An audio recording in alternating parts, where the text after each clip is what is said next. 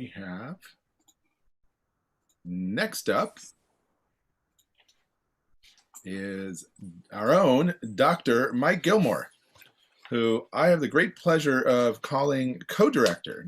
And Mike is from Harvard University Medical School and the Massachusetts Eye and Ear Institute. He's also the founder and principal investigator of the Harvard-wide program on antibiotic resistance. Dr. Gilmore and his lab members focus on the evolution and development of multi-drug resistant strains of Enterococcus, Streptococcus, and Staphylococcus, and the development of new therapeutic processes. Currently, he and his group are developing new ways to prevent and treat the most problematic multi-drug resistant infections.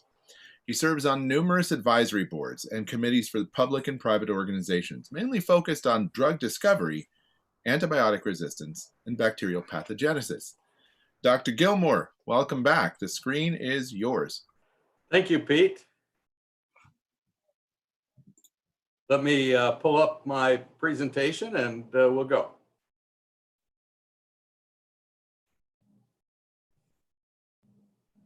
Okay, I assume that it's visible. If that's not correct, Pete, send me a message. Mike, before you get started, so we are seeing your slide presenter view. So we see slide 1 and slide 2 off to the right.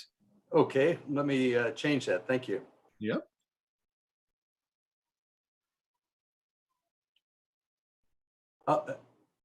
Let's see.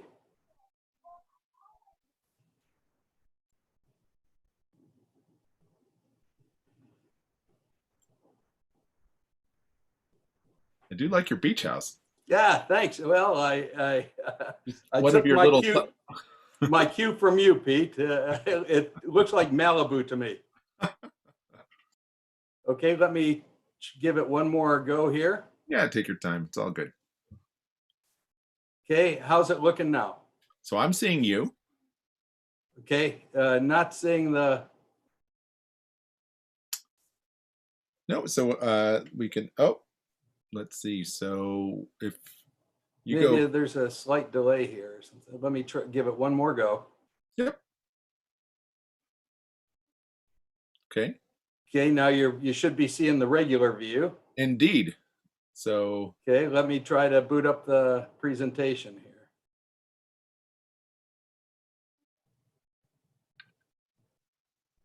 Is that any better, or is it still showing the presenter view? It is, all you have to do now, I think, is go to slideshow, and you should be good to go. Which is, I think, is the little button in the lower right-hand corner. I'm not getting that. Mike, if you're comfortable presenting this way, it's easy to follow. Okay, let me reverse course here, and let's just do it with the regular view. How about that? Sure, that'll do. I know that's working. You got it, sir. Take it away. It's all yours. Okay, super. Thanks, Pete. And sorry for the technical glitches. It's always something. Among interests in our lab are the Enterococci, and we think they represent a very interesting and important area of study for microbiology for the following reason. We want to approach really a very basic question about microbes. Why do different types exist? So this is a picture of a microbiome, a 3D cartoon of a microbiome, and you see discrete types of microbes within that. Now, everybody's microbiome is a little bit different, but essentially all of us have microbes like this, Enterococci. So the question is why do Enterococci exist in virtually everyone's microbiome? What's their special job? What is it that they do that other microbes can't? And how is it that they get perpetuated throughout history?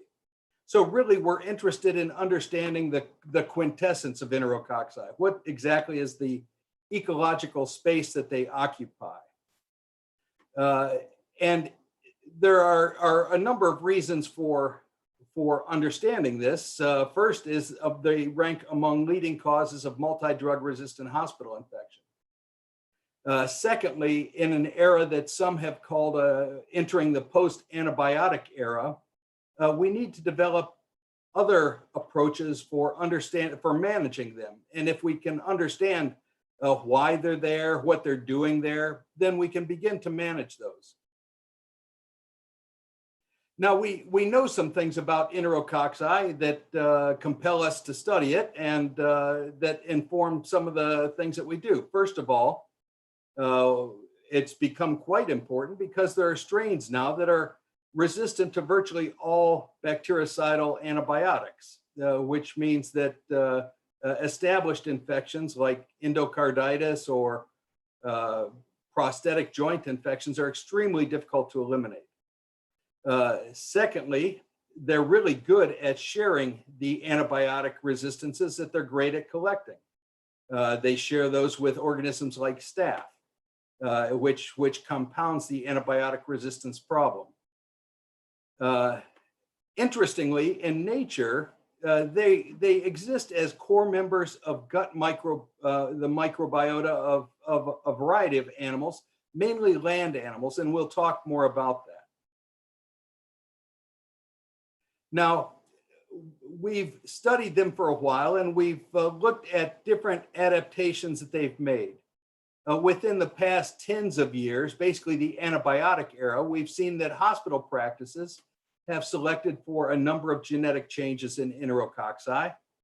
Importantly, we've selected for the loss of CRISPR protection of their genomes. And as a result, they become very good at collecting and disseminating antibiotic resistances and other mobile elements. The net effect of this is that it's destabilized the commensal relationship, and now they exist as hospital pathogens as well. What I can't show you because of the technical challenge is that we've also studied those over scales of thousands of years.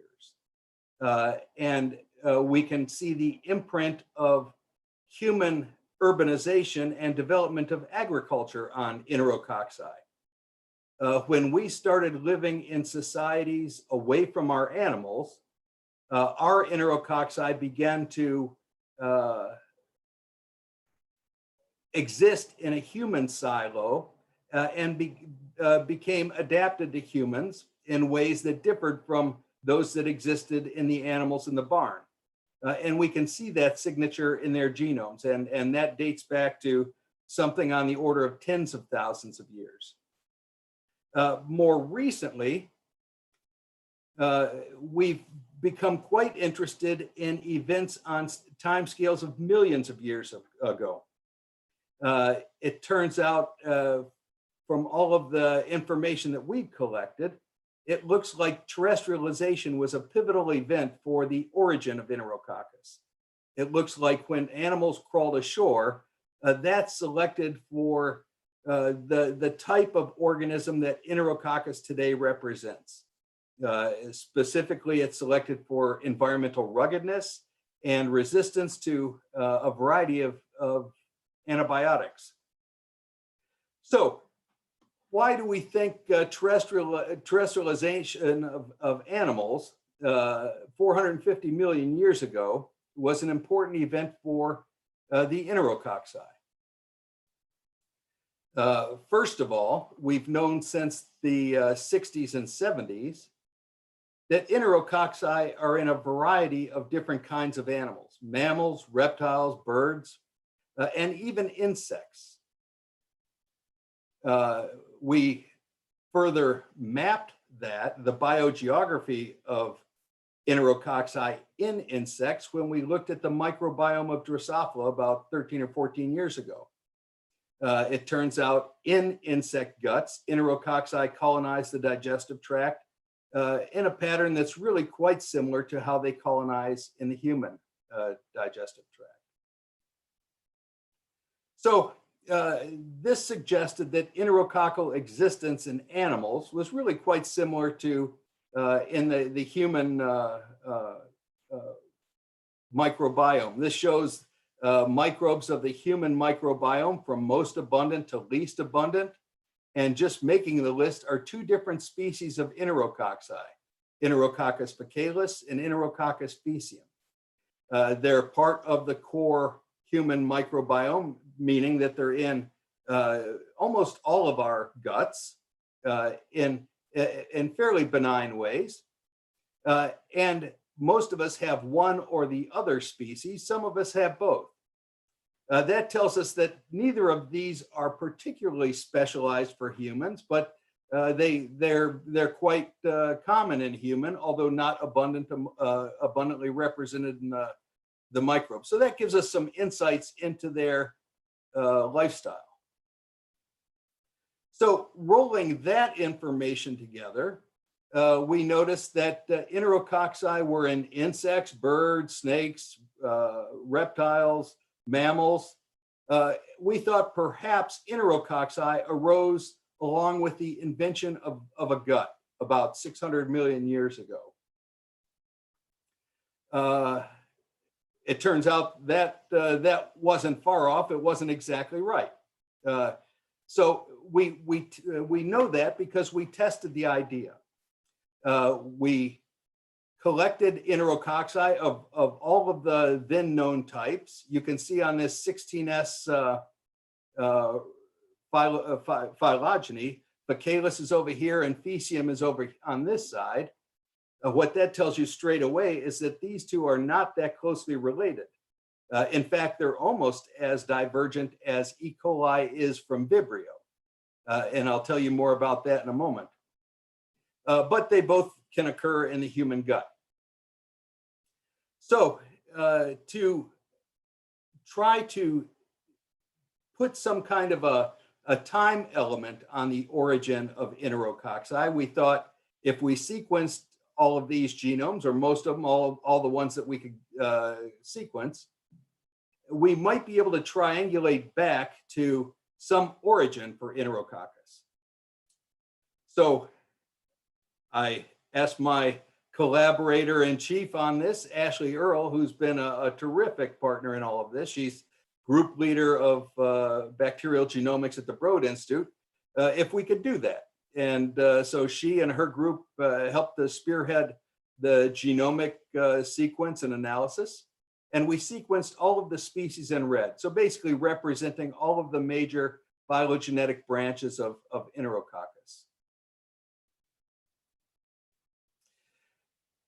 The first thing we observed is that the genomes of Enterococci vary widely in size. So each of these colored dots represents an enterococcal genome.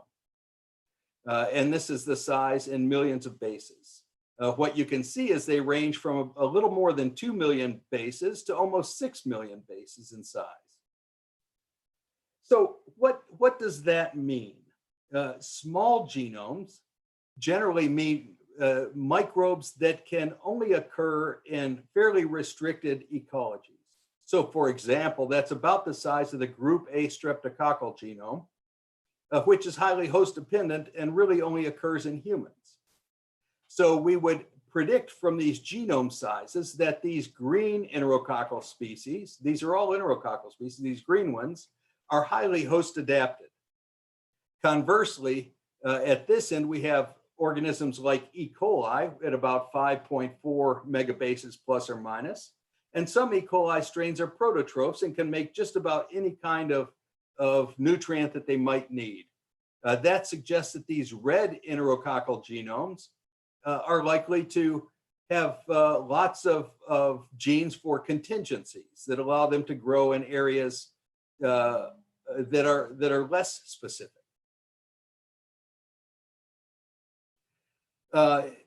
If we then look at these genomes that I just showed you on a phylogenetic tree, you can see that the colors group nicely. So the blue group includes Enterococcus faecalis and related species. The green group, the small genome group, is here. The large genome group is actually part of that same branch. which is interesting. So at this point, the Enterococci thought, well, we can either specialize or perhaps diversify in some way. And two branches developed that did that. And then off to this end is the Faecium group. Now we asked, how do these correlate with the places where Enterococci are found? So we took two approaches to doing that. We did a quantitative term search of the literature and asked, whenever a species was mentioned, what kind of animals were mentioned in that same journal article. And so we correlated, that's what these symbols stand for. We also took metagenomic samples from land and marine environments and quantified them for Enterococcus as well as the closest homologue Vagococcus, the closest relative Vagococcus. And what you can see is Enterococci are quite abundant in land metagenome samples, mainly from animals or animal environments. Vagococci are quite rare. Conversely, in marine environments, Enterococci are quite rare and Vagococci are more common. So it seems like perhaps Vagococci are a marine counterpart of Enterococci. So what are Vagococci? Vagococci are known to be fish gut microbes. They're not well studied. In fact, there wasn't even a genome when we started. So we caught a bass, isolated the Vagococcus, and sequenced its genome for comparison. Now, going farther down the phylogenetic tree, beyond Vagococci, are carnobacteria. Carnobacteria are psychrophiles. Carnobacteria was resurrected from 30,000 years of freezing and ice. So Enterococci share a common, most recent common ancestor with Vagococci, and Vagococci and Enterococci share a common ancestor with carnobacteria. So that's the sort of order of descendants of Enterococci. So we compared the genomes of all of these. Specifically, we compared the genome of Enterococcus. All species of Enterococci have 1,037 genes represented by all of these squares in common. All Enterococci have all of those. Vagococci share 911, which are shown in a lighter shade of pink. That leaves 126 genes that distinguish Enterococcus from Vagococcus and presumably confer important properties that distinguish the ecologies that allow Enterococci to be well suited for the ecologies that they inhabit. So the question is, how do these 126 genes distinguish Enterococci from Vagococci? When we look at the annotations, we see that most of these have to do with shoring up the cell wall in some way, making it more resilient to stress. About half of those genes are encode unknown functions. And so we, just from the annotations, could see that there's some kind of correlation with strengthening the cell wall. So we did the sort of the kitchen sink experiment and exposed Enterococci to everything that we could think of. And we also exposed Vagococcus and carnobacteria to just about everything that we could think of. And we did this using the biolog test. The biolog assay provides 1,344 different tests. And we found that there are 43 tests that distinguished Enterococci from its ancestors. To show you this, oops. To show you this in a little bit more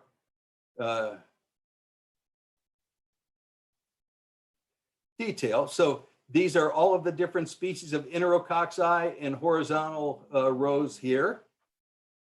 And the ancestors are up above. The Vagococcus and carnobacteria and lactococcus. Purple means that they can't do it. Warm colors mean that they can. So you can see all Enterococci can do all of these different columns. These different columns represent things like on this side are a bunch of bond breakers like high pH, high salt.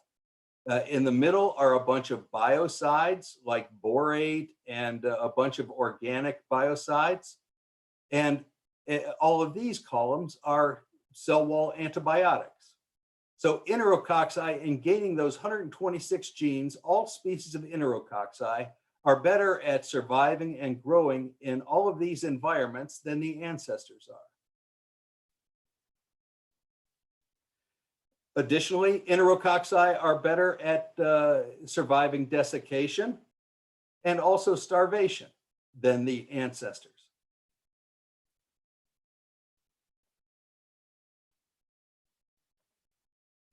So now to understand a little bit more about how the Enterococci relate to each other, we compared the genomes of each of the existing species.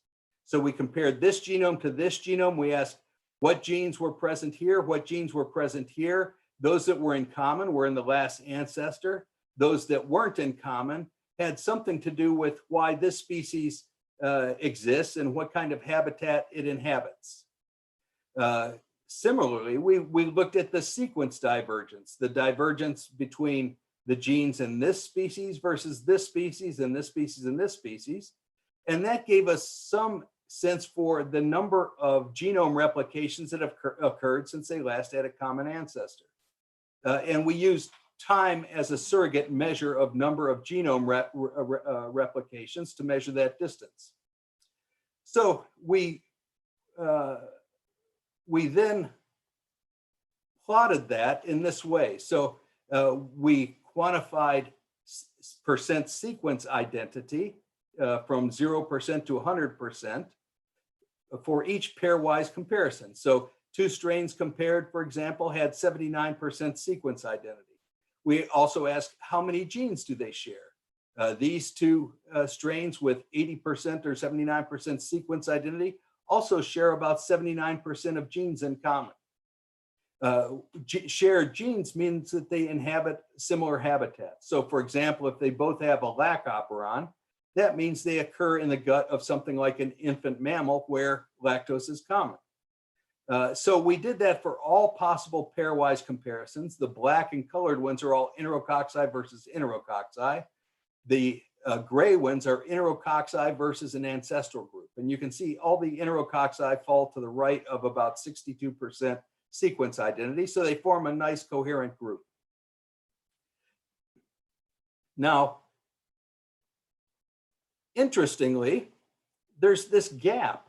This should look like a more or less triangular or cornucopia kind of curve distribution, but in the middle of that is a gap at about 70 to 72%. That immediately caught our attention. It should be a fairly smooth distribution throughout all that. So we wondered what that gap could represent, and we wondered why new species form. Why are there different species of Enterococci? So in terms of what genes are gained and lost at each of these nodes, we asked that question. We found the answer is always the same. Most of the genes that are gained and lost have to do with carbohydrate metabolism, with amino acid biosynthesis, or transcriptional regulation of carbohydrate metabolism and amino acid biosynthesis. So over 50%, whether those were genes that were gained or lost, whether they're gained on internal nodes or the leaves, the answer was always the same. So this implies that as new hosts evolved, the gut microbes, specifically Enterococci, evolved along with it to adapt to the new ecology in the gut, a new animal with a new diet and new fellow microbes in the consortium, and as a result, form new species. Now, in terms of trying to place a time on this, we took the approach, we aren't bold enough to develop our own molecular clock, so we borrowed that from Howard Ochman, who developed it for E. coli, Salmonella, and then some others who did it for Aeromonas. Now, we liked those clocks because E. coli, Salmonella, Vibrio, Aeromonas, all have replication times about like Enterococcus, 30, 40 minutes, an hour. And they're generally host associated like Enterococci. So if hosts disappear, the microbes disappear, or fluctuations that we would see in these clocks should be mirrored in Enterococcus as well. The folks that did the Aeromonas work found that their clock agreed quite well with Howard's E. coli, Salmonella, and Vibrio clock. When we applied that clock and plotted each of the dots on this represent a speciation event, and when we plotted those onto the timeline, what we found in all this, all the known species are solid dots. What we found was the gap was right here. So there were some missing species. It turns out that coincides exactly with the in-Permian extinction. So we think there were species that had Enterococci. There were animal species that had Enterococci, but they disappeared in the extinction and took with them the Enterococci that had specialized to those. So as a result, we now have this gap in the phylogenetic tree. Now, we've extended that. We've gone to great lengths to Yellowstone. We've met up with extreme adventurers. We've incorporated a lot of different people into these studies. And we've collected strains from around the world. We've assembled a collection now of 2,000 strains from many different types of microbes. And in the first 858 genomes that we, isolates that we've looked at and sequenced, prioritized for sequencing, we found 20 new species shown in these black dots. The new species are distributed all around the family tree. So there's quite a bit of diversity out there. We found much of the diversity actually in arthropods. And so and in pursuing that diversity, we found some that filled that gap, namely Enterococci that are common in the guts of termites. And termites and cockroaches emerged and proliferated at about exactly the time of the in-Permian extinction. Now, one of our collaborators, Bruno Scardioli at the University of Azores, has collected 114 Enterococci from invertebrates on this isolated island that arose about 4 million years ago, where we expected to see a lot of genetic novelty. And 10% of her isolates are species that have never before been reported. She's collected those, we purified the DNA, and then worked with Ashley's group, and Ralph helped us sort through the DNA sequence of those. So what this is telling us about the origin of Enterococci is they come from ancestors that are psychrophiles, like carnobacteria, probably existed in the last snowball Earth event about 650 million years ago. Arising from those are the vagococci that probably proliferated in the Cambrian explosion more like 550 million years ago, 500 million years ago. And then the Enterococci emerged about 450 million years ago when animals first moved onto land. And we believe that on land, where transmission of gut microbes often goes through an external intermediate, which is very tough on the survival of those gut microbes, we believe this is what's selected for the hardened cockroach-like characteristics of Enterococci. Those hardened cockroach-like characteristics are exactly what allow them to proliferate in hospitals right now and cause antibiotic-resistant infections. So in the hospitals, we've affected Enterococci. We've selected for facile mobile element movement over longer time periods, things like urbanization. We selected for species that specialize to humans as opposed to our agricultural animals. And over the timeline of 450 million years, the initial emergence of animals onto land selected for the hardened cockroach-like characteristics of Enterococci. Now, since my acknowledgement slide isn't animated, I again want to acknowledge Ashley Earle and her associates, Abby and Ralph, who have done much to help us decipher this. My lab group, who has worked very hard on organizing and isolating these Enterococci. Bruno Scardioli from the Azores, and before that from Brazil. And with that, I'd like to thank you for your attention. Thank you, Peter. Thank you, Mike. That was fantastic. And I myself have a bunch of questions for you. I think in the interest of time, Mike, we're going to go ahead and move on, and we're going to save those questions for your breakout session. Okay, as a reminder, folks, Dr. Gilmore and all of our afternoon speakers will be in a breakout session not too long from now, and that'll be your chance to ask them any and all questions. So thanks again, Mike. You bet, Pete. And I understand they got new instructions for accessing those, right? Yes, that's right. Thanks for reminding me. So again, so any of you who are joining us this afternoon who may have missed this morning, we have sent out a second Zoom link. And so please use that second Zoom link that you would have received this morning to log on. Yeah, right around